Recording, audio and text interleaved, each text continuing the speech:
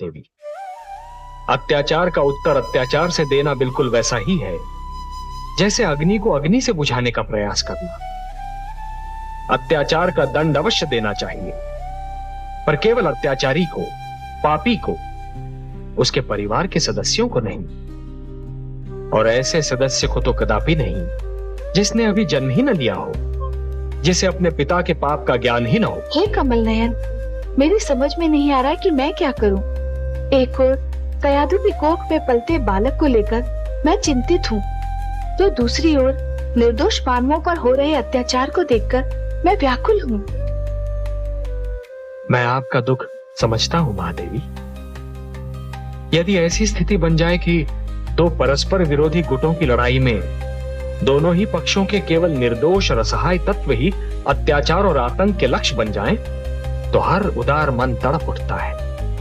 हे महादेवी, जिस प्रकार दीपक जिस अंधकार को मिटाता है, वो अंधकार उसी के नीचे जा छुपता है, उसी प्रकार कभी कभी सत्य को असत्य के नीचे और पुण्य को पाप के नीचे ही शरण मिलती है। एक पापी सत्य को संसार से मिटाने की धुन में यह भूल जाता है कि सत्य तो वहां भी पल सकता है जहां कभी उसने सोचा ही न था। महादेवी, मैं समस्त संसार को यह बताना चाहता हूं कि कोई भी व्यक्ति जन्म से सुर या असुर नहीं होता। उसे सुर या असुर बनाते हैं उसके कर्म, उसका चरित्र और उसकी प्रवृत्ति। हे महादेवी, जिस प्रकार वृक्ष पर उगने वाले पुष्प और फल आवश्यक नहीं कि उसी रंग के हो जिस रंग का वृक्ष है, उसी प्रकार आवश्यक नहीं कि हर पुत्र कर्मों में, चरित्र में और प्रवृत्ति में अपने पिता के समान हो। यदि कोई सुर का पुत्र दुष्कर्म करेगा तो असुर कहलाएगा, और यदि कोई असुर पुत्र चरित्रवान होगा तो सुर कहलाएगा। परंतु हे सर्वेश्वर, क्या अच्छा न होता कि हिरण्यकशिपु का पुत्र किसी देव पुरुष के घर में जन्म लेता?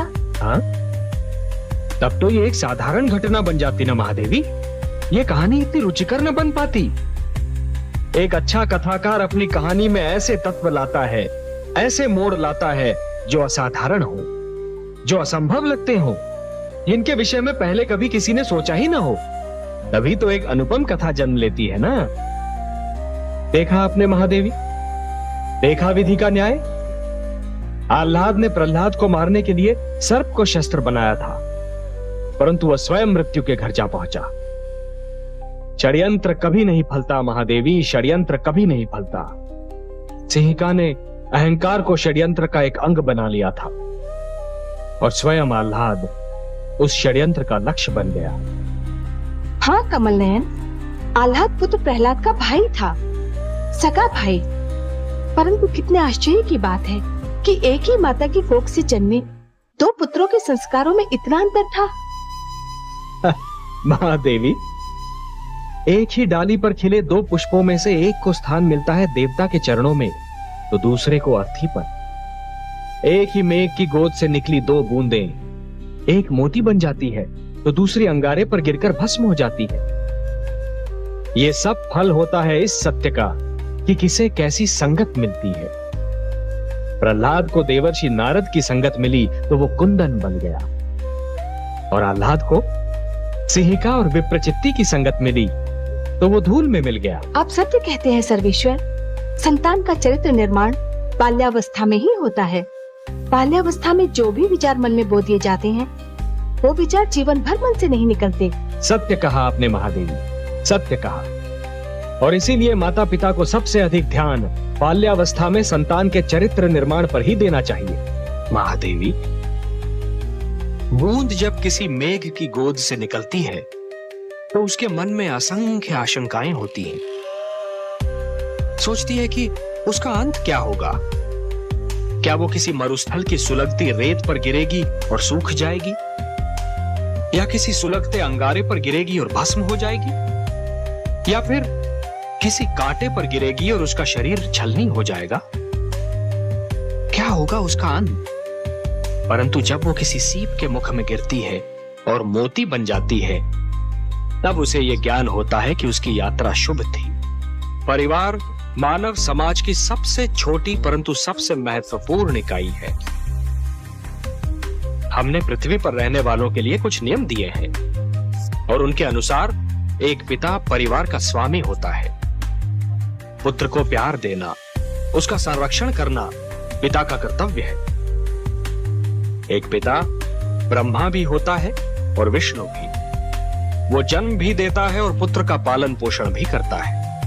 देवी, संघर्ष का संबंध आयु से नहीं, इच्छा शक्ति और मन की लगन से होता है। भड़कती हुई ज्वाला पहले छोटी सी चिंगारी ही होती है। माना कि ध्रुव सर्वस्व त्याग कर मेरा दर्शनाभिलाषी है देवी, परंतु जो मेरे साधारण भक्त हैं, उनका भी तो मुझ पर अधिकार है। आप तो जानती हैं देवी कि जो भी सच्चे मन से मुझे पुकारे, मैं उसी का हो जाता हूं। तो फिर यह कैसे संभव है देवी कि मैं अपने असंख्य भक्तों को भूलकर केवल एक बालक को कृतार्थ करूं? देवी, सूर्य अपना प्रकाश बांटते समय राजा के महल और दीन की कुटिया में अंतर नहीं करता। वर्षा का बादल मधुवन पर बरसता है तो मरुस्थल की प्यास भी बुझाता है। तो फिर यह कैसे संभव है देवी कि मैं अपने भक्तों में पक्षपात करूं? हे महादेवी, ये मत भूलिए कि ईश्वर भी ईश्वरत्व के नियम से बंधा है और ईश्वरत्व का नियम है समानता। मेरी दृष्टि में समस्त मानव जाति समान है। मैं धरती पर जा अवश्य सकता हूं देवी, किंतु समस्त मानव समूह के कल्याण के लिए।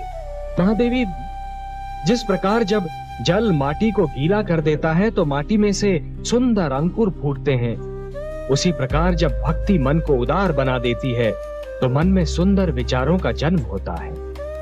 जिस प्रकार वर्षा फूल पर जमी हुई धूल को धोकर फूल को स्वच्छ और निर्मल बना देती है, उसी प्रकार जब श्रद्धा मन को छूती है तो मन को पवित्र और उज्जवल बना देती है।